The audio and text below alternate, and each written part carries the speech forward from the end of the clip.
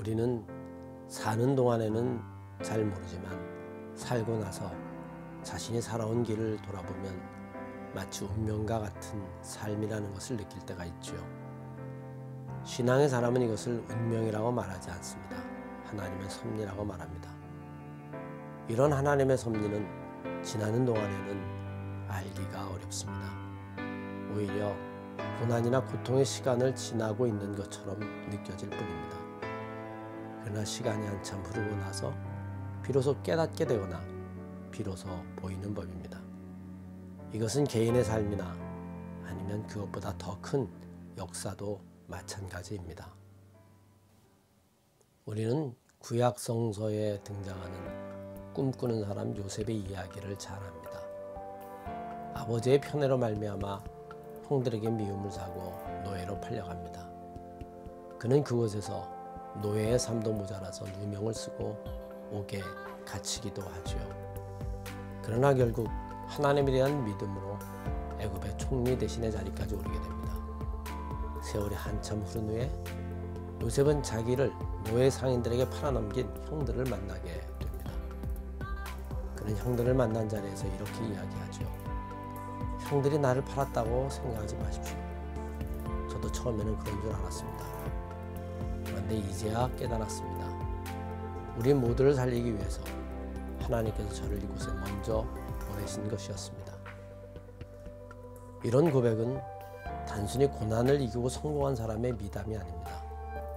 뒤돌아보니 비로소 보이고 깨닫게 되는 하나님의 섭리를 말하는 신앙인의 고백인 것입니다. 오늘 본문은 십자가에 달려 돌아가신 주님의 장례를 치르는 사건입니다.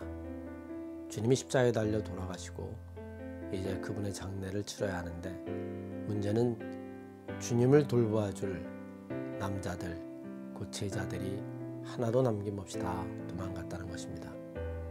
그 당시에 유대인의 율법과 전통에 따르면 여인들은 장례를 주도할 수가 없었습니다. 이제 주님은 아무도 장례를 치를 수 없는 그런 형편이 되는 정말 비극적인 운명에 처하게 된 것이죠. 그 당시에 로마법에 따르면 아무도 거주지 않는 시신, 특별히 십자가에 달려 죽은 몸은 그대로 방치해 두는 것이었습니다. 인류를 구원할 메시아는 고사하고 이제 마지막 죽음도 거두어줄 사람이 없는 비극이 기다리고 있었던 것이죠.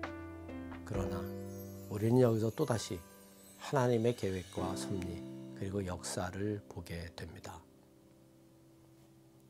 이때에 아리마대 요셉이라고 하는 정말 의외의 인물이 등장합니다.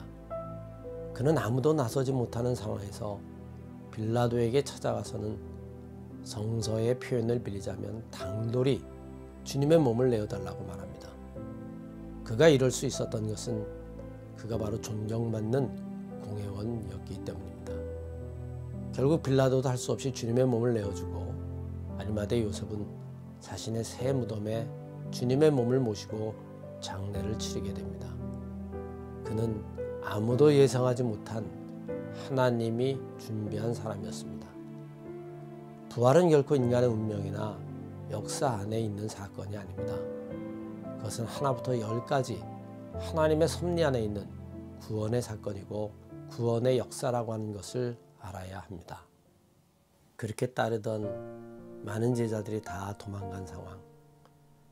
그런데 갑자기 나타난 아리마대 요셉, 그리고 주님의 몸을 수습하고 새 무덤에 장례했었던 이 사건. 우리는 이 사건을 어떻게 해석해야 할까요? 부활은 하나님의 섭리와 하나님의 준비 안에 있다라고 하는 사실을 우리는 알아야만 합니다.